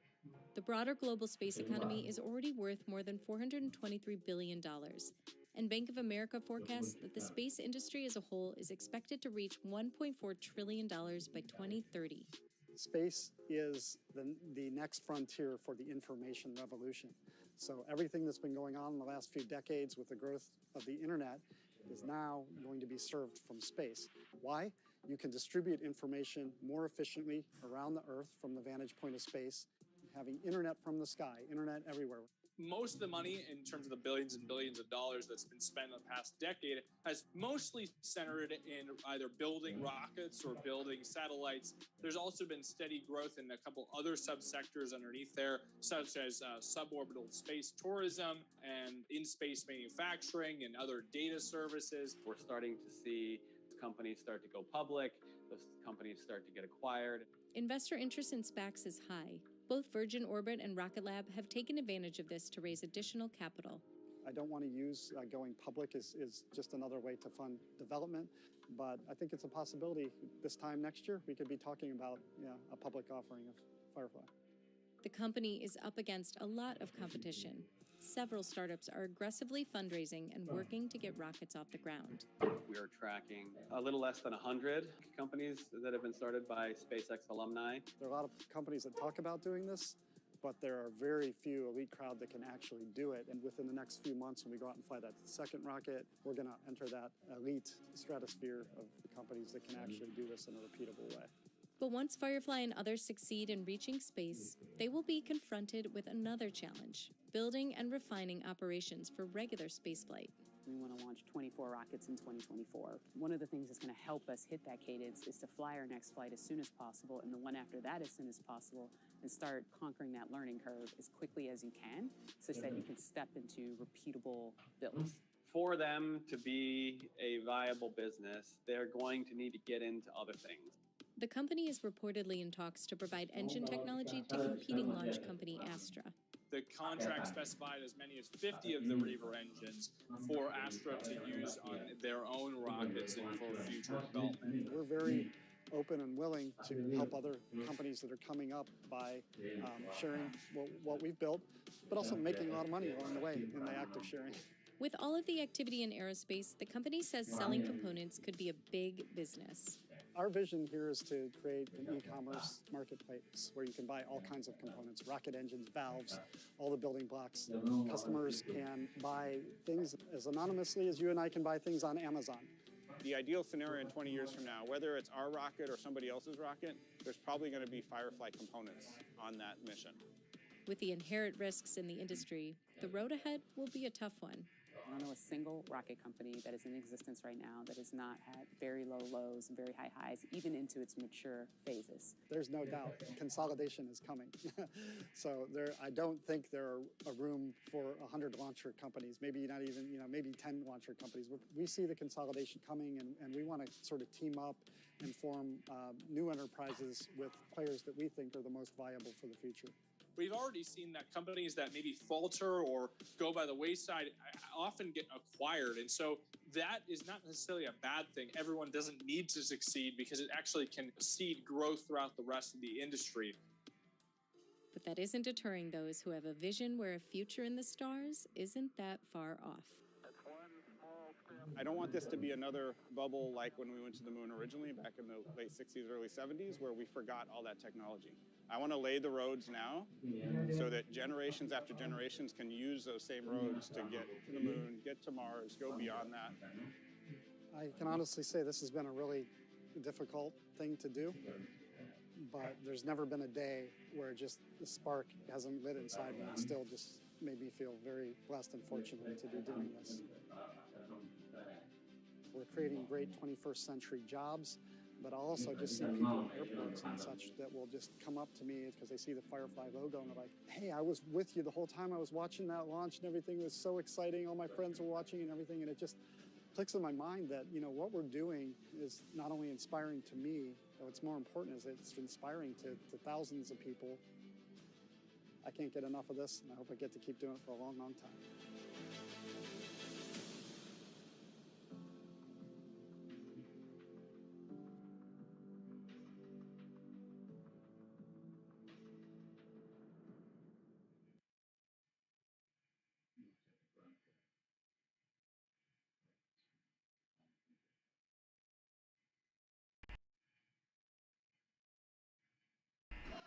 Before docking today.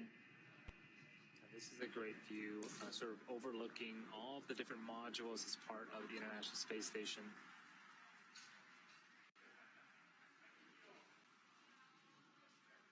An orbiting lab, the only one of its kind.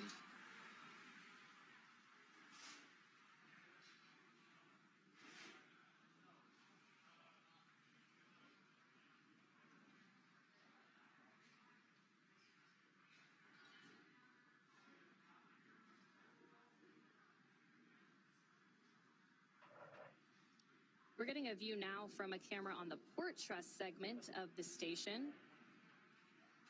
You're seeing the Japanese robotic arm in the center of your screen and the Japanese logistics module on the right side of your screen.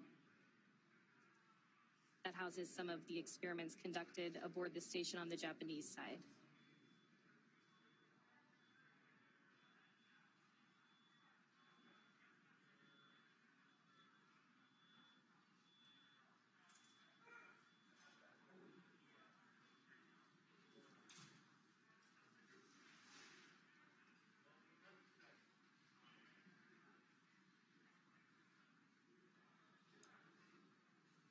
I believe that is Dragon, pretty much dead center of your screen.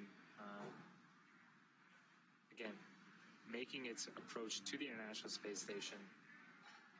What a view. And this view really showing you that it is coming to the front of the International Space Station, to that Waypoint 1 checkpoint.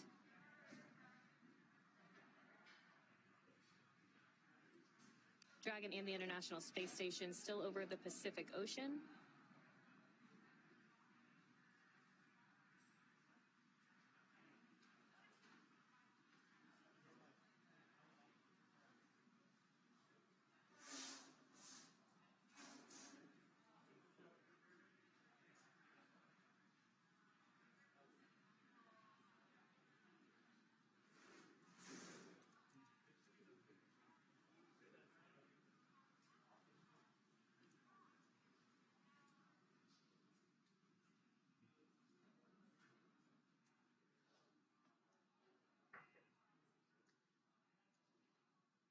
This is, for this capsule, it is its first flight and subsequently its first docking to the International Space Station. It's named Endurance.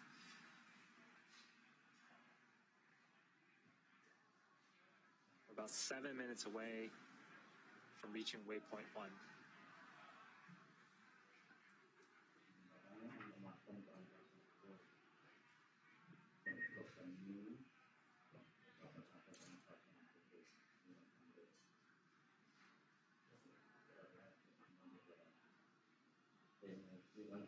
Dragon now just 300 meters away from the International Space Station.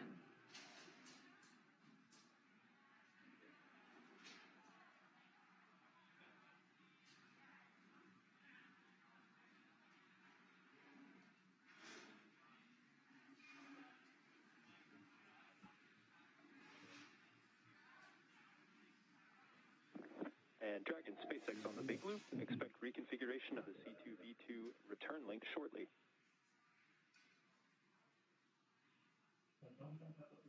Copies reconfiguration of C2V2 shortly.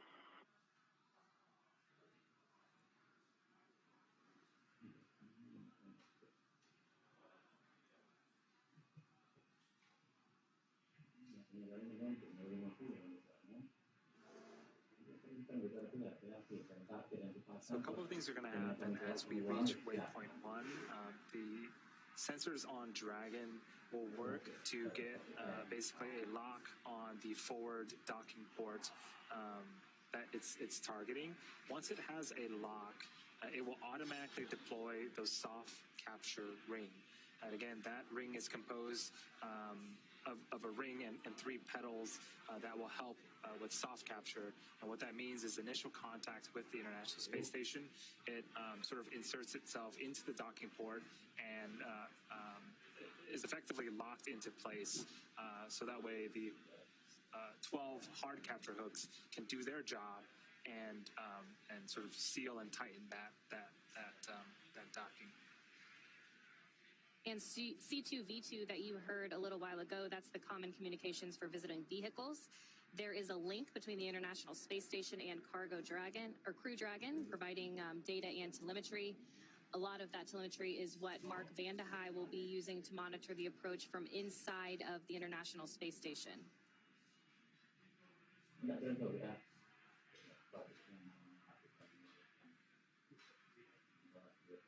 Dragon now just under 280 meters from the International Space Station. Coming up on waypoint 1 at 220 meters right in front of the station. That milestone will put it right in line with the docking axis.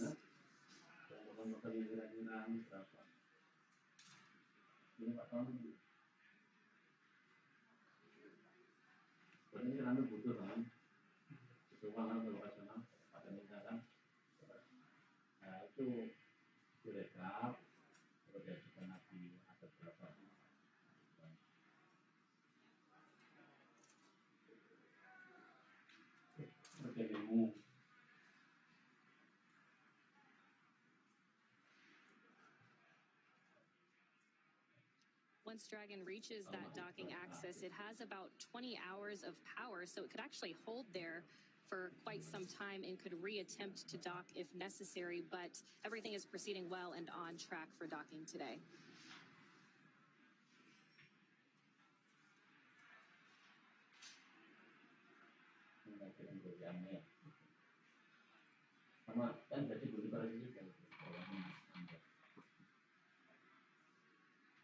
Masuk dari situ, banyak kan orangnya itu mobilitas sedikit dan banyak itu.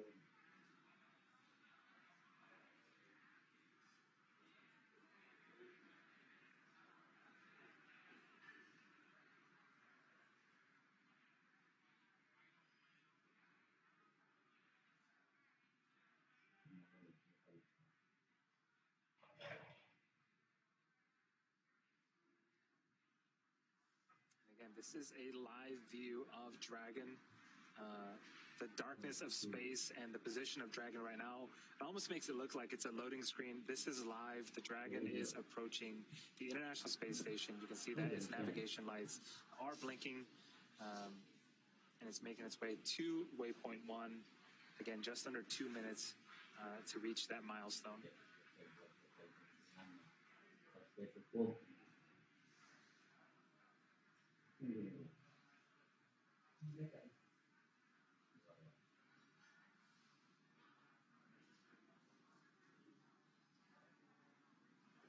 This is a different angle, Dragon at the center of your screen, and parts of the International Space Station, its destination, is at the bottom right-hand side of your screen. Yeah, that's right. This is a view from the camera on the port truss segment of the station. You can see that Japanese robotic arm. Dragon SpaceX on the big loop. Approach 1 and soft capture ring extension will begin shortly. Dragon will continue its approach to waypoint 2. The big loop observes copies. We'll continue to waypoint 2 and expecting soft capture ring extension once we transition to approach.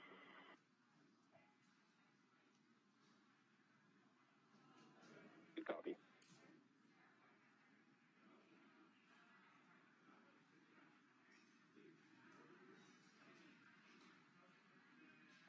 All right, so we just heard that they will proceed past waypoint 1 onto waypoint 2. Waypoint 1 being 220 meters in front of the station, again in line with the docking axis.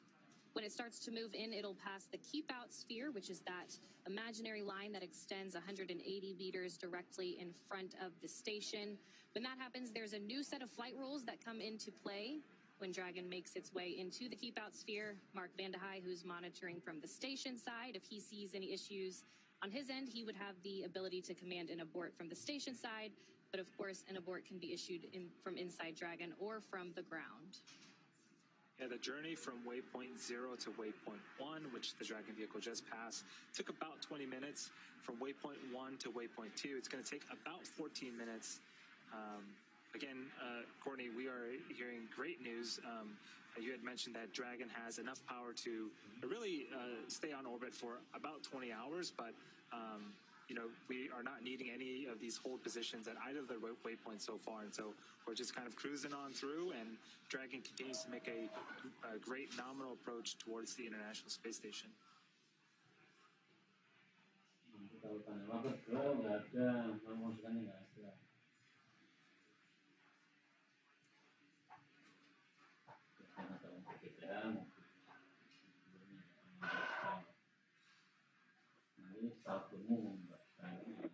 C2V2 link reconfiguration complete.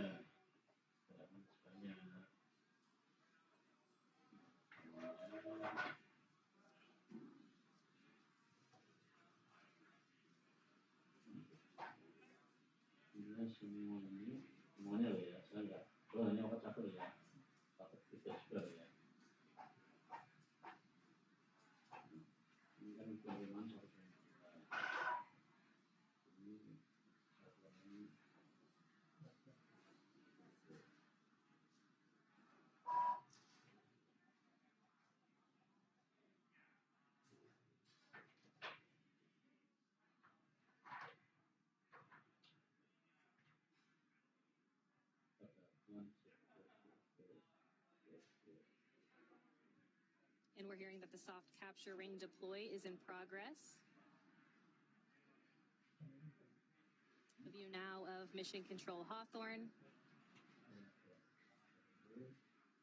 And as we continue to make our approach from waypoint 1 to waypoint 2 and make our final approach, a couple things also need to happen. The visors on all the spacesuits will come down, and then really the Dragon vehicle will sort of take over from there.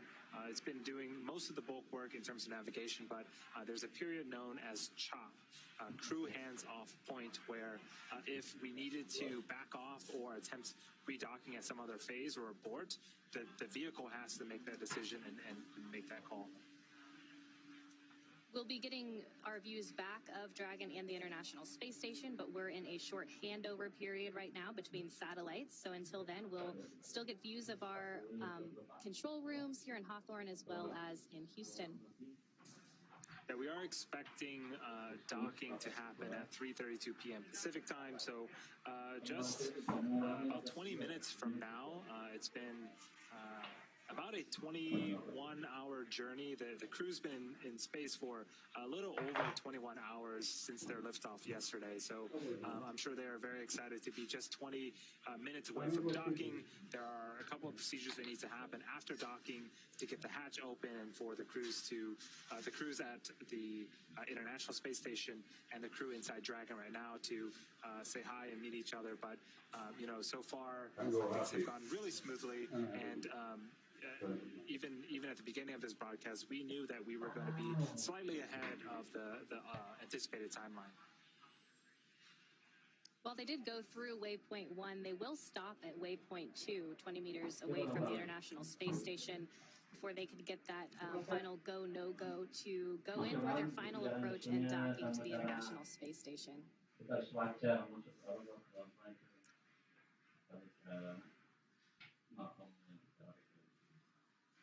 So again, we are going from waypoint 1 to waypoint 2. There is the keep out sphere on screen right now.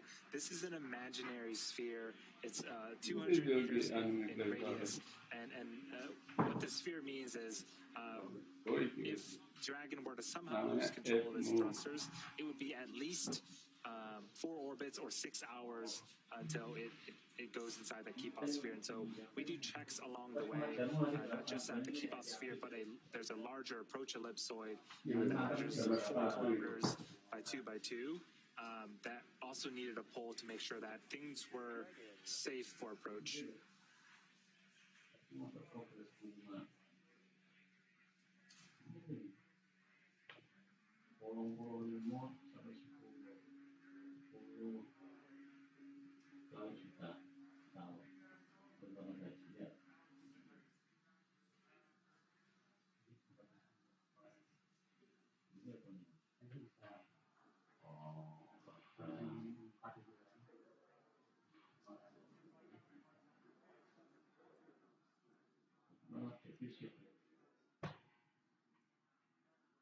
awal tahun 2021. Kemarin SpaceX Endurance on the ground, we believe you called. And to disregard, Tom, jump the gun a little bit on the soft capture ring extension.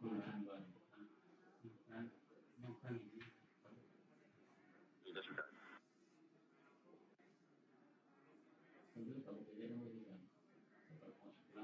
So again, the soft capture ring extension is underway. We are expecting to hear the call out that it is basically fully deployed.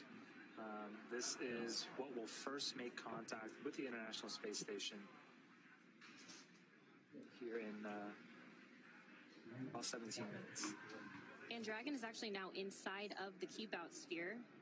They're about 120 meters away from the International Space Station.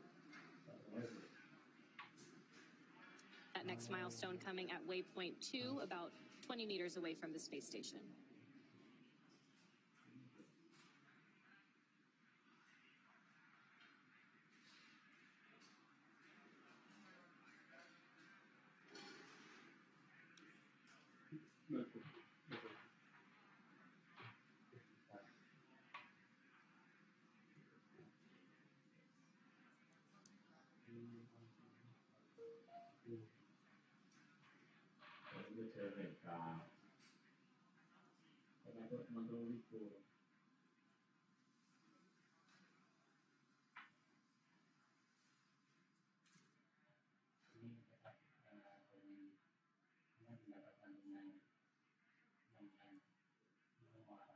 Dragon is going to soon be crossing that 100-meter threshold from the International Space Station. We started off with just a blurry dot of Dragon a few hours ago, and now we're getting some really... On the big loop, soft capture ring extension complete.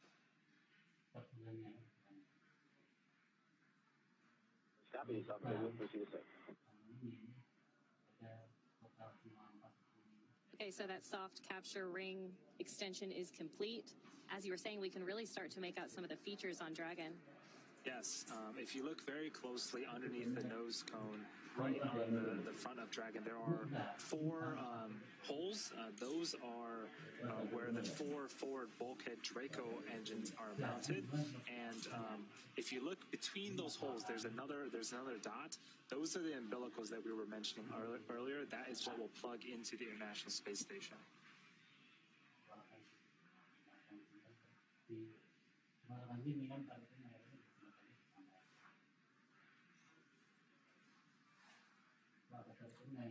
At this point, Dragon is pretty much locked onto the docking target of the International Space Station with LiDAR and some of its other sensors. So again, it knows where it's at in space, it knows where the International Space Station is at, and the crew inside, we saw them navigating through their screens and getting some great information, but they really can just sit back and relax. The Dragon is really navigating pretty much everything at this point and can really dock by itself. Station at Houston on the big loop. You can monitor approach per step 1 of 1.104 Crew Dragon approach and retreat monitoring. Let us know when your review is complete and you're ready for docking. Review is complete, ready for docking. Copy all, thanks.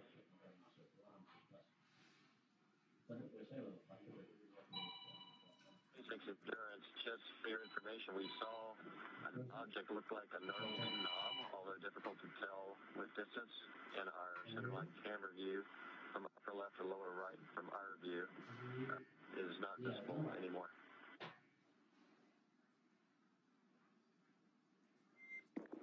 And copy that, Tom. We saw a gnarled knob in your centerline view going from the upper left to the lower right. Is that a good readback?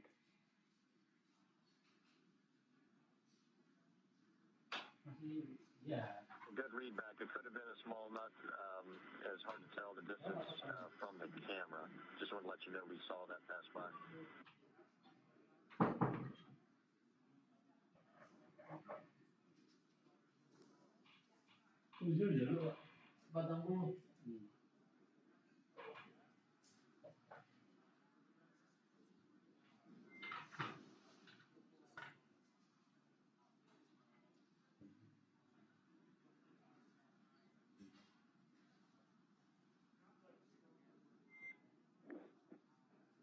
And SpaceX copies all.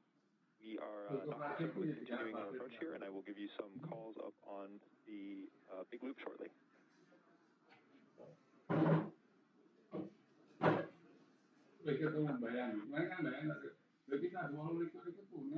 SpaceX concerns on the big loop supervisors are and looks like it's the line that you brought up and continue. And Dragon, SpaceX on the big loop, we are anticipating that we are going to enter a hold here at waypoint 2 for some more favorable lighting conditions. Right now we're expecting approximately 10 to 12 minutes for that hold, and we'll keep you posted as we watch the lighting conditions improve for this final sunset before docking. Endurance copies the big loop. We can go back up 10 minutes to plan. Otherwise, we're happy with lighting. But you guys obviously have a better estimate of what it's going to look like in a few minutes. We'll go back up until you tell us you're ready to continue.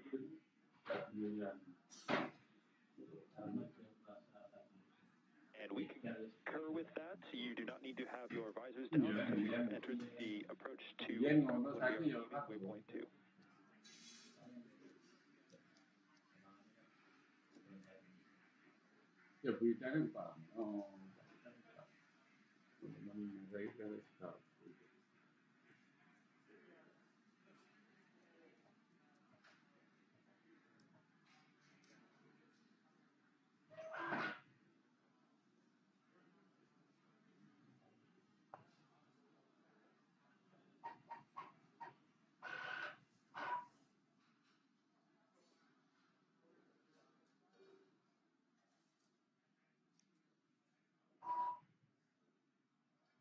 Dragon should be reaching waypoint 2 here in a few minutes. That means it's at 20 meters away from the International Space Station. We did hear from the Corps that they are going to pause here for 10 to 12 minutes for more favorable lighting conditions. So this is necessary for docking. So with the orbital sunrises and sunsets, if we wait a few minutes, we're going to have better lighting for the sensors and cameras on Dragon. So the crews have opted to put their visors up for the time being and wait for that final approach call before they have to close their visors once again.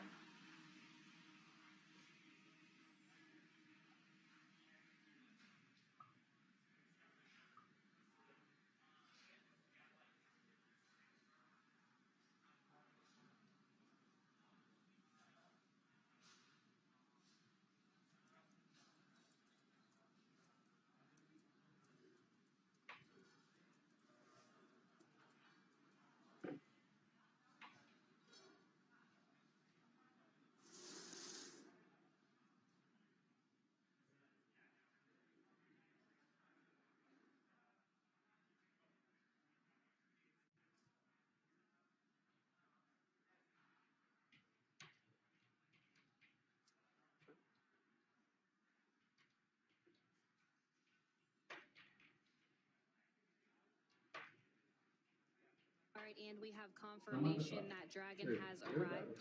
On the big loop for approach. Burn turns on the big loop. And standby 1, Dragon.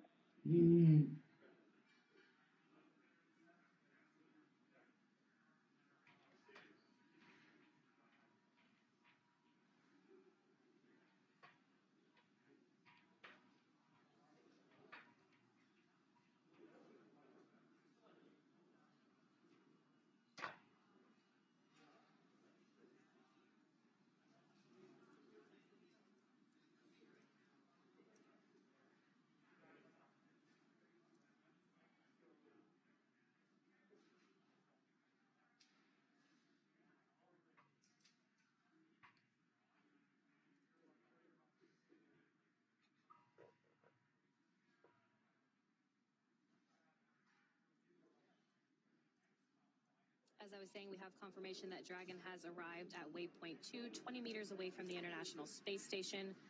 They'll hold here and conduct a final go, no-go poll before final approach.